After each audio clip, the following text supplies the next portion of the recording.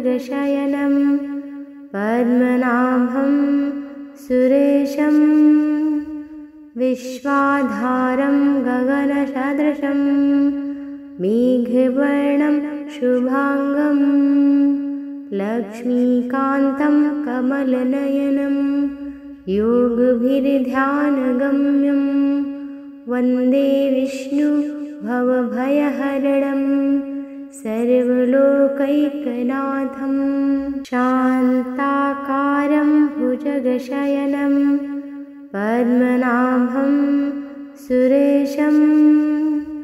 विश्वाधारं गगनसदृशं मेघवर्णं शुभांगं लक्ष्मीकान्तं कमलनयनं योगभिर्ध्यानगम्यं वन्दे विष्णु भवभयहरणं सर्वलोकैकनाथं शान्ताकारं भुजगशयनं पद्मनाभं सुरेशं विश्वाधारं गगनसदृशं मेघवर्णं शुभांगं लक्ष्मीकान्तं कमलनयनं योगभिर्ध्यानगम्यं वन्दे विष्णु भवभयहरणं सर्वलोकैकनाथं शान्ताकारं भुजगशयनं पद्मनाभं सुरेशं विश्वाधारं गगनसदृशं मेघवर्णं शुभांगं लक्ष्मीकान्तं कमलनयनं योगभिर्ध्यानगम्यं वन्दे विष्णु भवभयहरणं सर्वलोकैकनाथं शान्ताकारं भुजगशयनं पद्मनाभं सुरेशं विश्वाधारं गगनसदृशं मेघवर्णं शुभांगं लक्ष्मीकान्तं कमलनयनं योगभिर्ध्यानगम्यं वन्दे विष्णु भवभयहरणं सर्वलोकैकनाथं शान्ताकारं भुजगशयनं पद्मनाभं सुरेशं विश्वाधारं गगनसदृशं मेघवर्णं शुभांगं लक्ष्मीकान्तं कमलनयनं योगभिर्ध्यानगम्यं वन्दे विष्णु भवभयहरणं सर्वलोकैकनाथं शान्ताकारं भुजगशयनं पद्मनाभं सुरेशं विश्वाधारं गगनसदृशं मेघवर्णं शुभांगं लक्ष्मीकान्तं कमलनयनं योगभिर्ध्यानगम्यं वन्दे विष्णु भवभयहरणं सर्वलोकैकनाथं शान्ताकारं भुजगशयनं पद्मनाभं सुरेशं विश्वाधारं गगनसदृशं मेघवर्णं शुभांगं लक्ष्मीकान्तं कमलनयनं योगभिर्ध्यानगम्यं वन्दे विष्णु भवभयहरणं सर्वलोकैकनाथं शान्ताकारं भुजगशयनं पद्मनाभं सुरेशं विश्वाधारं गगनसदृशं मेघवर्णं शुभांगं लक्ष्मीकान्तं कमलनयनं योगभिर्ध्यानगम्यं वन्दे विष्णु भवभयहरणं सर्वलोकैकनाथं सर्वलोकैकनाथं शान्ताकारं भुजगशयनं पद्मनाभं सुरेशं विश्वाधारं गगनसदृशं मेघवर्णं शुभांगं लक्ष्मीकान्तं कमलनयनं योगभिर्ध्यानगम्यं वन्दे विष्णु भवभयहरणं सर्वलोकैकनाथं शान्ताकारं भुजगशयनं पद्मनाभं सुरेशं विश्वाधारं गगनसदृशं मेघवर्णं शुभांगं लक्ष्मीकान्तं कमलनयनं योगभिर्ध्यानगम्यं वन्दे विष्णु भवभयहरणं सर्वलोकैकनाथं शान्ताकारं भुजगशयनं पद्मनाभं सुरेशं विश्वाधारं गगनसदृशं मेघवर्णं शुभांगं लक्ष्मीकान्तं कमलनयनं योगभिर्ध्यानगम्यं वन्दे विष्णु भवभयहरणं सर्वलोकैकनाथं शान्ताकारं भुजगशयनं पद्मनाभं सुरेशं विश्वाधारं गगनसदृशं मेघवर्णं शुभांगं लक्ष्मीकान्तं कमलनयनं योगभिर्ध्यानगम्यं वन्दे विष्णु भवभयहरणं सर्वलोकैकनाथं शान्ताकारं भुजगशयनं पद्मनाभं सुरेशं विश्वाधारं गगनसदृशं मेघवर्णं शुभांगं लक्ष्मीकान्तं कमलनयनं योगभिर्ध्यानगम्यं वन्दे विष्णु भवभयहरणं सर्वलोकैकनाथं शान्ताकारं भुजगशयनं पद्मनाभं सुरेशं विश्वाधारं गगनसदृशं मेघवर्णं शुभांगं लक्ष्मीकान्तं कमलनयनं योगभिर्ध्यानगम्यं वन्दे विष्णु भवभयहरणं सर्वलोकैकनाथं शान्ताकारं भुजगशयनं पद्मनाभं सुरेशं विश्वाधारं गगनसदृशं मेघवर्णं शुभांगं लक्ष्मीकान्तं कमलनयनं योगभिर्ध्यानगम्यं वन्दे विष्णु भवभयहरणं सर्वलोकैकनाथं शान्ताकारं भुजगशयनं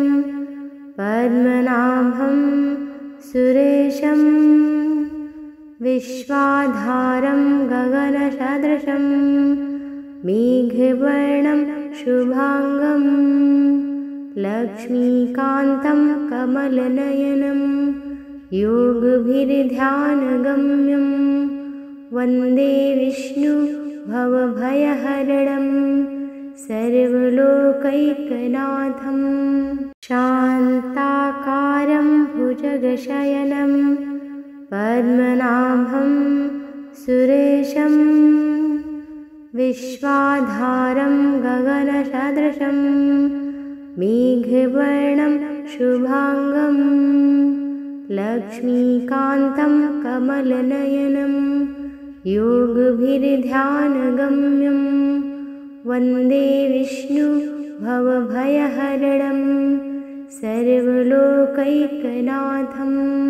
शान्ताकारं भुजगशयनं पद्मनाभं सुरेशं विश्वाधारं गगनसदृशं मेघवर्णं शुभांगं लक्ष्मीकान्तं कमलनयनं योगभिर्ध्यानगम्यं वन्दे विष्णु भवभयहरणं सर्वलोकैकनाथं शान्ताकारं भुजगशयनं पद्मनाभं सुरेशं विश्वाधारं गगनसदृशं मेघवर्णं शुभांगं लक्ष्मीकान्तं कमलनयनं योगभिर्ध्यानगम्यं वन्दे विष्णु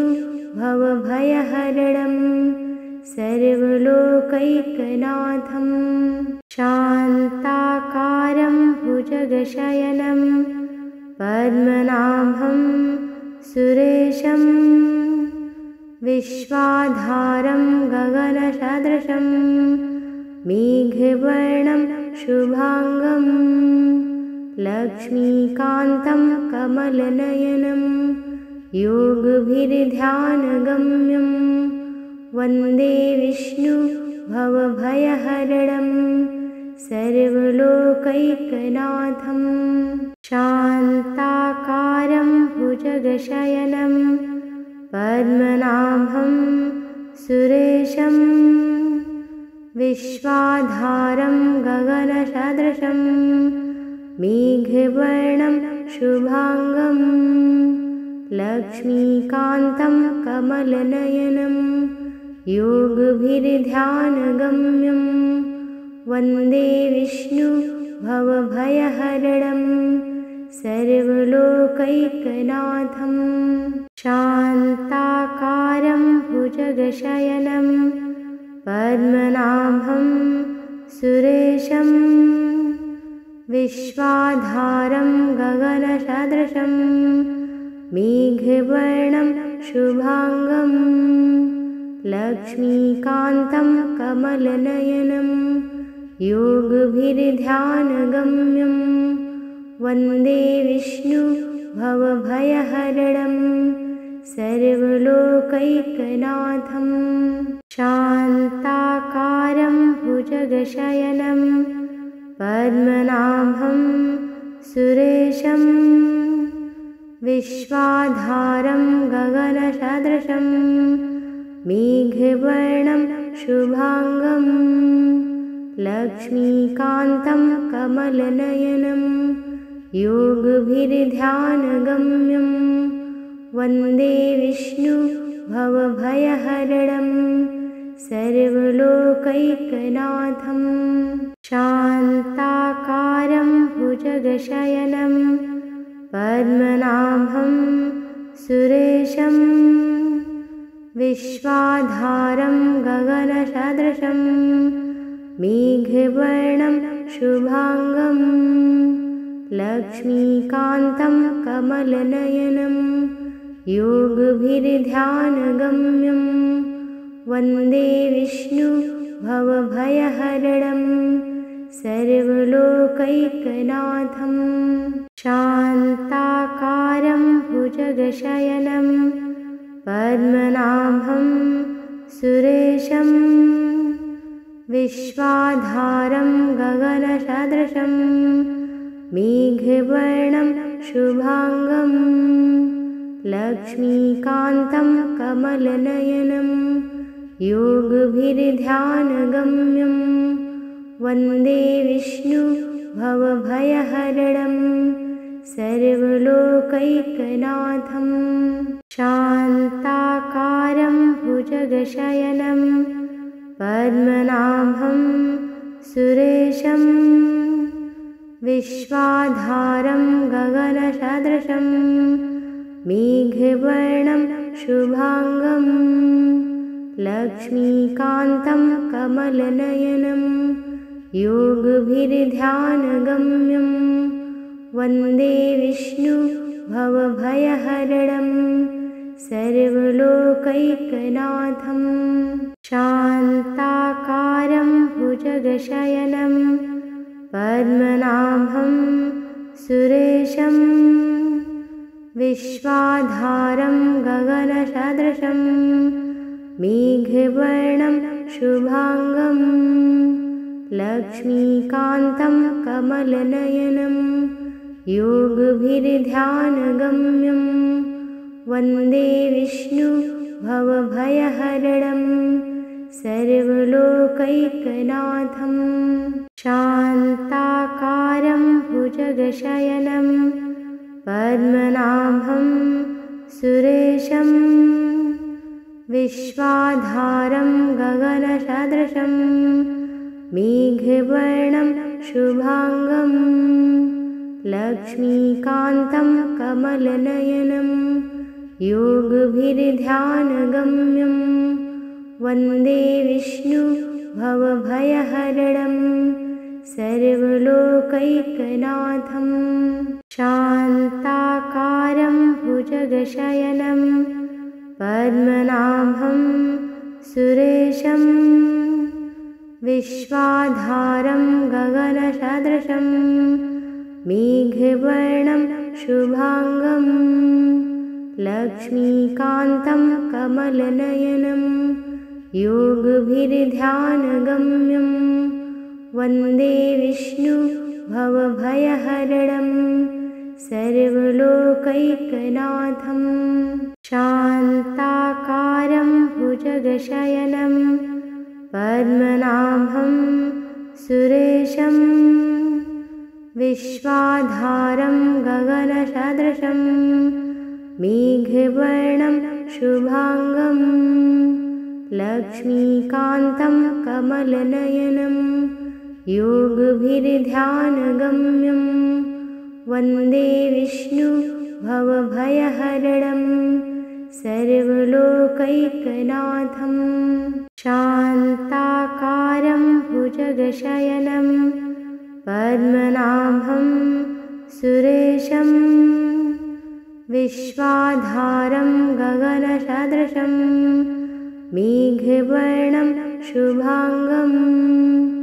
लक्ष्मीकान्तं कमलनयनं योगभिर्ध्यानगम्यं वन्दे विष्णु भवभयहरणं सर्वलोकैकनाथं शान्ताकारं भुजगशयनं पद्मनाभं सुरेशं विश्वाधारं गगनसदृशं मेघवर्णं शुभांगं लक्ष्मीकान्तं कमलनयनं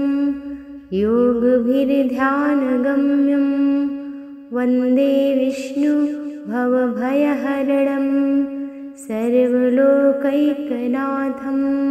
शान्ताकारं भुजगशयनं पद्मनाभं सुरेशं विश्वाधारं गगनसदृशं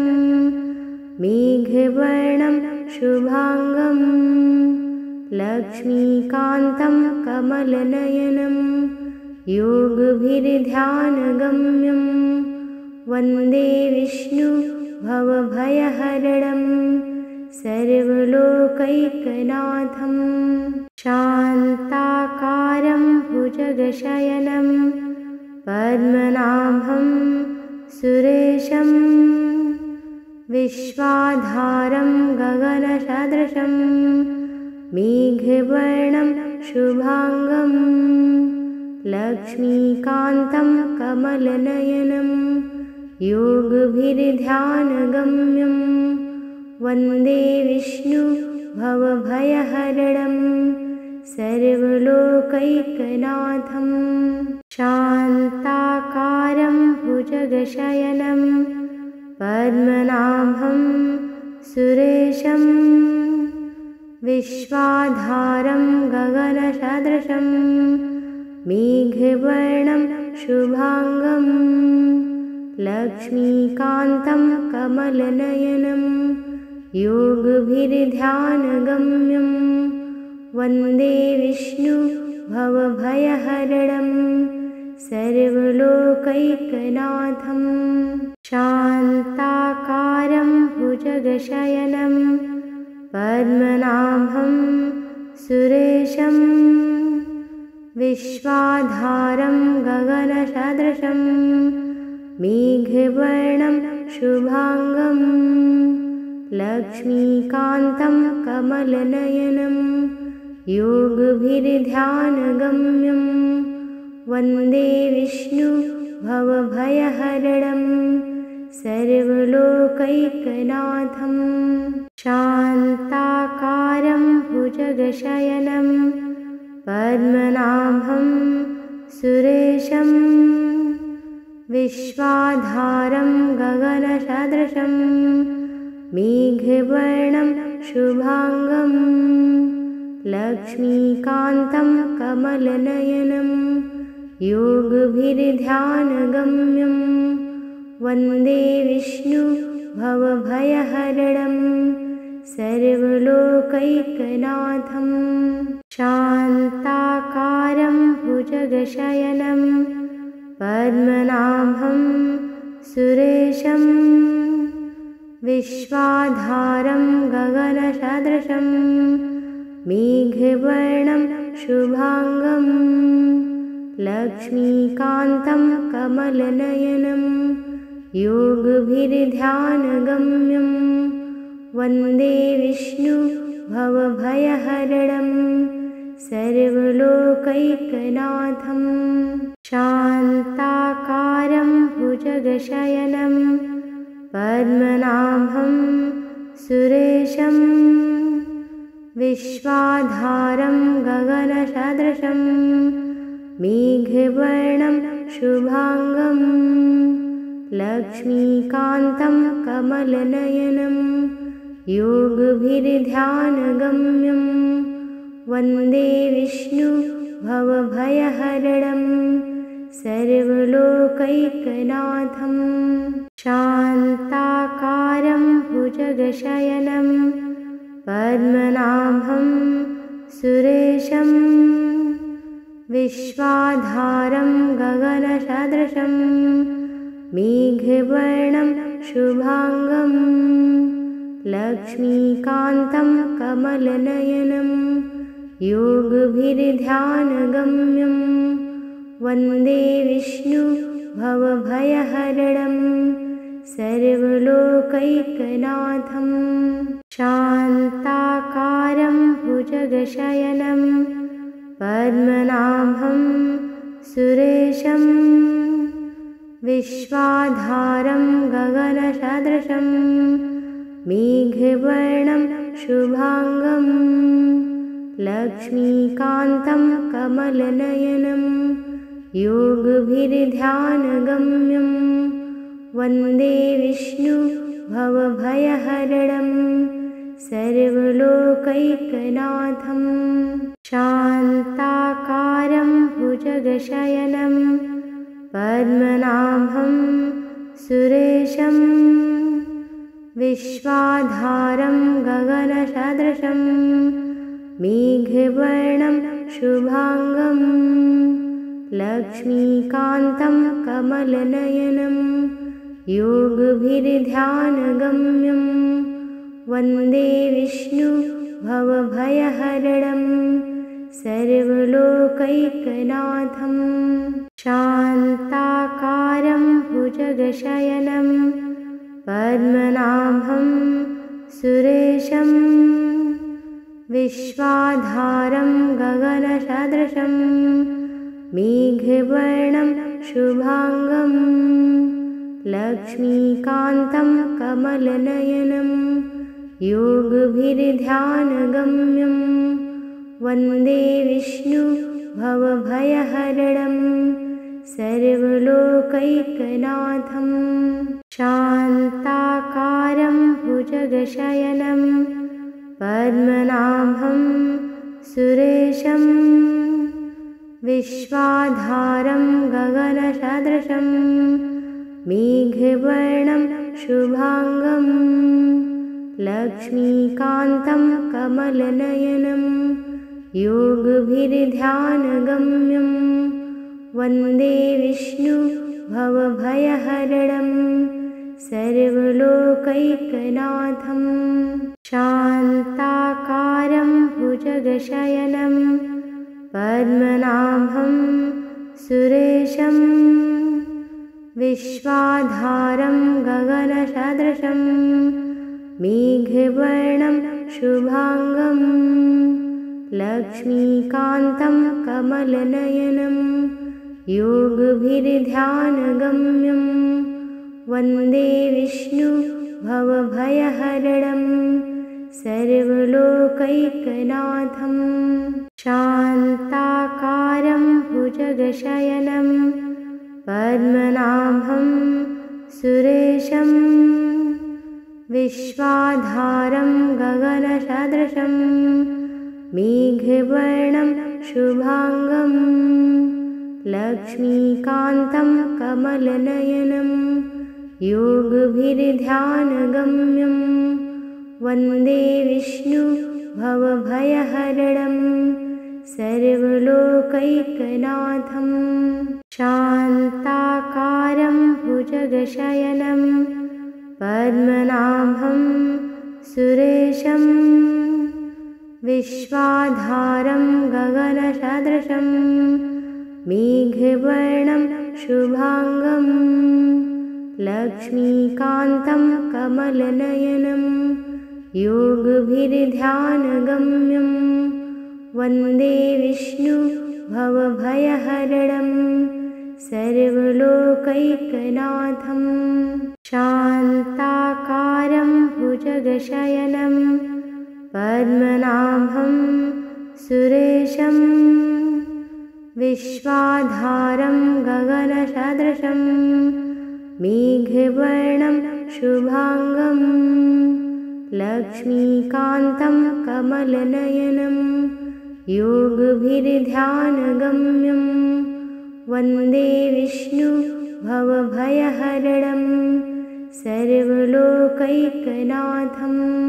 शान्ताकारं भुजगशयनं पद्मनाभं सुरेशं विश्वाधारं गगनसदृशं मेघवर्णं शुभांगं लक्ष्मीकान्तं कमलनयनं योगभिर्ध्यानगम्यं वन्दे विष्णु भवभयहरणं सर्वलोकैकनाथं शान्ताकारं भुजगशयनं पद्मनाभं सुरेशं विश्वाधारं गगनसदृशं मेघवर्णं शुभांगं लक्ष्मीकान्तं कमलनयनं योगभिर्ध्यानगम्यं वन्दे विष्णु भवभयहरणं सर्वलोकैकनाथं शान्ताकारं भुजगशयनं पद्मनाभं सुरेशं विश्वाधारं गगनसदृशं मेघवर्णं शुभांगं लक्ष्मीकान्तं कमलनयनं योगभिर्ध्यानगम्यं वन्दे विष्णु भवभयहरणं सर्वलोकैकनाथं शान्ताकारं भुजगशयनं पद्मनाभं सुरेशं विश्वाधारं गगनसदृशं मेघवर्णं शुभांगं लक्ष्मीकान्तं कमलनयनं योगभिर्ध्यानगम्यं वन्दे विष्णु भवभयहरणं सर्वलोकैकनाथं शान्ताकारं भुजगशयनं पद्मनाभं सुरेशं विश्वाधारं गगनसदृशं मेघवर्णं शुभांगं लक्ष्मीकान्तं कमलनयनं योगभिर्ध्यानगम्यं वन्दे विष्णु भवभयहरणं सर्वलोकैकनाथं शान्ताकारं भुजगशयनं पद्मनाभं सुरेशं विश्वाधारं गगनसदृशं मेघवर्णं शुभांगं लक्ष्मीकान्तं कमलनयनं योगभिर्ध्यानगम्यं वन्दे विष्णु भवभयहरणं सर्वलोकैकनाथम्